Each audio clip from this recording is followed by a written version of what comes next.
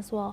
Now, moving on, NATO forces in Poland have stepped up training to counter the rising threat of low-cost Russian drones.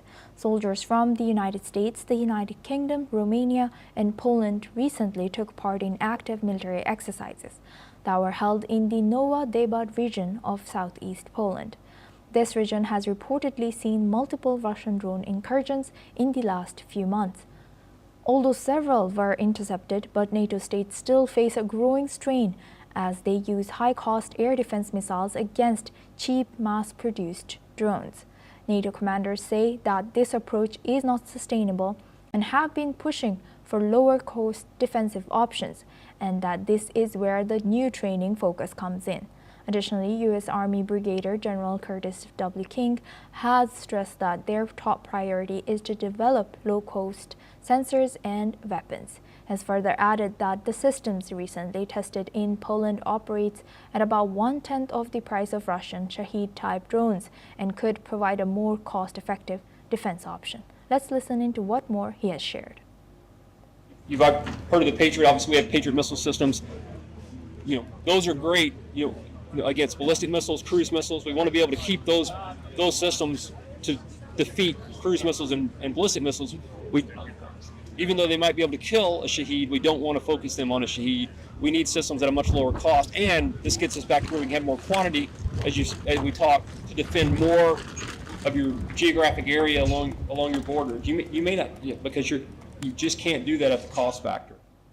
Now, for this discussion, the training comes as Ukraine warns of a major rise in Russian drone output. A senior Ukrainian general has reportedly informed that Russia aims to produce up to 30,000 Shahed drones this year, along with over 100,000 glide bombs. Now for this discussion, we welcome back Mark Sutherland. He's a geopolitical commentator, joined us live from London. Thank you very much, Mark, for staying with us. Now, looking at all this, how do you analyze the current readiness of NATO forces and their adaptation and shift towards lower cost defensive systems? Well, this goes, we have to, as you say, we go back a number of years. We remember in the first President Trump administration, when he was really calling out NATO, calling out Europe in regard to the fact that you need to step up. You can't just rely on America, and you need to step up and actually start putting more of your finances into military hardware and defense. Now, there has been government reviews. I believe, of memory, in July, the UK did a governmental review in regard to its defence. So I'm sure that behind in NATO offices and meetings, and they do have them around the world, believe it or not, including conferences in America, that this would be then part of that discussion.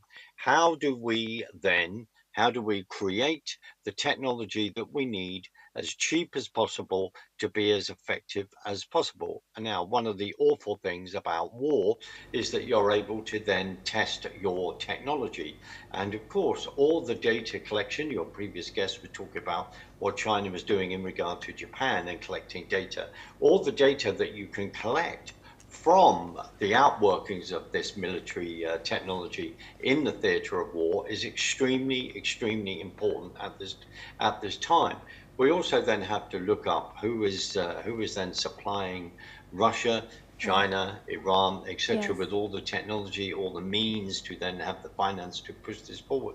All of that has to be put in the mix, as NATO is, because as I said earlier, Yes. the economies of European countries are not in a good place. So it's all about pushing forward cost effectiveness. Indeed.